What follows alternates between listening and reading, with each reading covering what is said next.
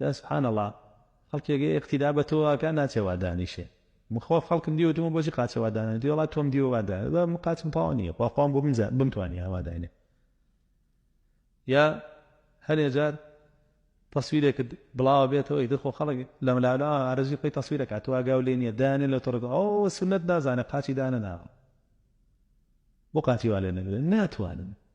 شي سنه بنازان بدان درس شرح نكدو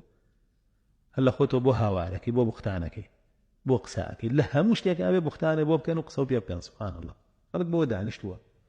جاري وازن بو دانش جولي اجري ولو في بقى جيبو بختانه بو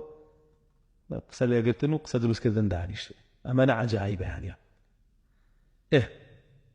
حالة بابتك كمان هي كالتحيات هي كم هلصيتو التحيات هي كم هلصيتو بلين نرجعت شوار ركعتي اخذ سير ركعتي التحيات تفعني حتى شو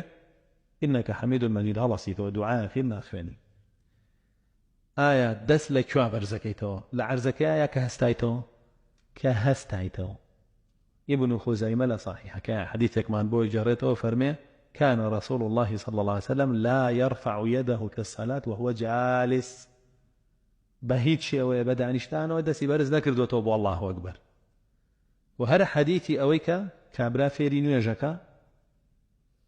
أفرمي هل سروا أنجا الله أكبر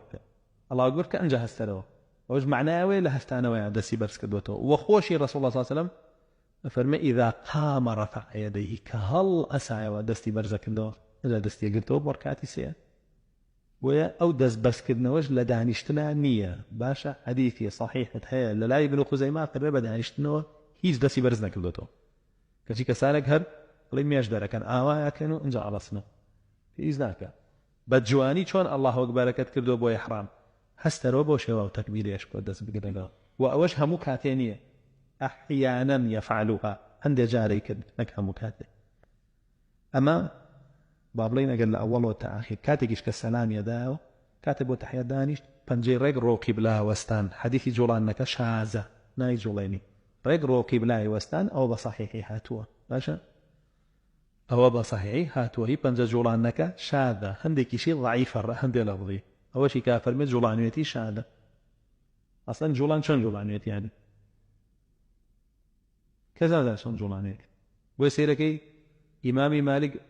آي جولان مالك كان آي جولان حنفي كان آي ليك